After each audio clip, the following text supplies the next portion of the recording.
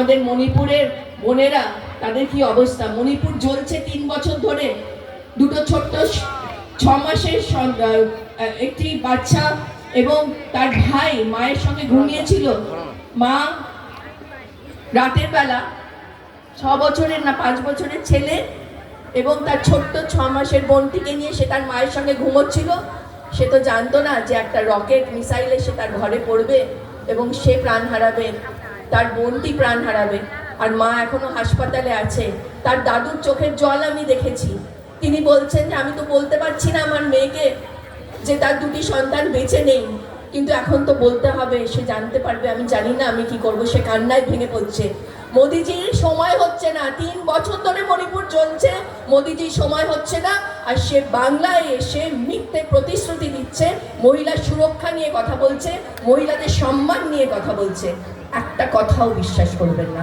সবচেয়ে বেশি ধর্ষণ আর খুন হচ্ছে মহিলাদের ওদের সরকার দ্বারা শাসিত রাজ্যে, ওদের বিজেপি দ্বারা শাসিত রাজ্যে। সেটা রাজস্থান বলুন, মণিপুর বলুন, উত্তরপ্রদেশ বলুন, বিহার বলুন। আরে ওরা তো 4 বছরের কন্যা সন্তানদেরও ছাড়ছে না।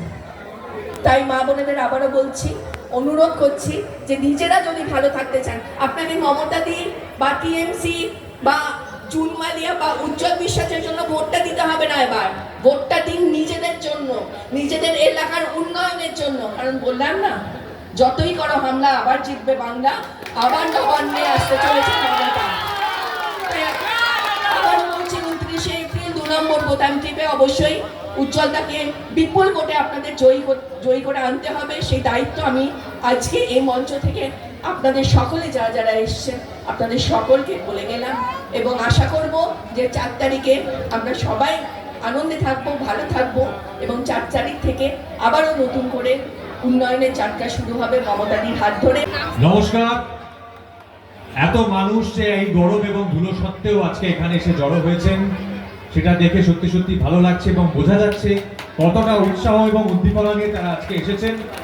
কৃষ্ণনগর দক্ষিণের এই পূর্ণভূমি থেকে আজকে আমার এই প্রথম ব্যক্তিগতভাবে আমার রাজনৈতিক মঞ্চে যাত্রা বলা যেতে পারে শুরু হচ্ছে। এবং কেন আজকে আমি এখানে এত এই ধুলো রোদ এই ভর দুপুরে সবকিছু তোয়াক্কা না করে উপেক্ষা করে ছুটে এলাম, তার কারণটা একটাই, সেটা হচ্ছে আমার মনে হয়েছে যে এই বছরটা 2026-এর বিধানসভা নির্বাচনটা শুধুমাত্র একটি নির্বাচন নয়। এই নির্বাচনটি বাংলার বাঙালির আত্মসম্মান আত্মমর্যাদা রক্ষার লড়াই। সেই লড়াইয়ে আমার মনে হয় প্রতিটা বাঙালির সামিল হওয়া দরকার। আমি দেখতে পাচ্ছি আমার সামনে যে মানুষ সমাগম হয়েছেন তাদের মধ্যে অধিকাংশই মহিলা, মায়েরা, বোনেরা তারা আছেন।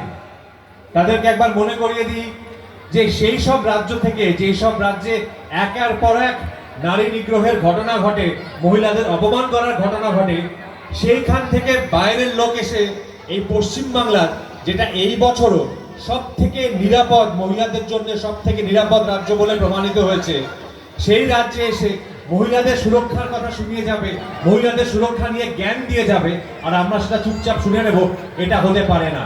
সেই জন্যই বলছি এই বছরটা, এই বছরের নির্বাচন বাংলার এবং বাঙালির আত্মসম্মানের আত্মমর্যাদার লড়াই। যেভাবে এসআইআর এর নাম করে প্রতিটা বৈধ ভোটারকে হ্যারাস করা হয়েছে, যে পরিমাণ লোককে বাদ দেওয়া হয়েছে, তার বিরুদ্ধেও জবাব দেওয়ার লড়াই। তাই আমার বক্তব্য দীর্ঘায়িত না করে সংক্ষেপে বলছি, মাথায় রাখবেন এই মাননীয় বিধায়ক বসে আছেন আমার পাশে, উজ্জ্বল বাবুর কথা মাথায় রাখবেন, মাথায় রাখবেন মাননীয় মুখ্যমন্ত্রী মমতা বন্দ্যোপাধ্যায়ের কথা মাথায় রাখবেন, শ্রী অভিষেক বন্দ্যোপাধ্যায়ের কথা মাথায় রাখবেন, 2 নম্বর বোতামের কথা আগামী 29 তারিখ। ধন্যবাদ। জয় হিন্দ, জয় বাংলা। ধন্যবাদ।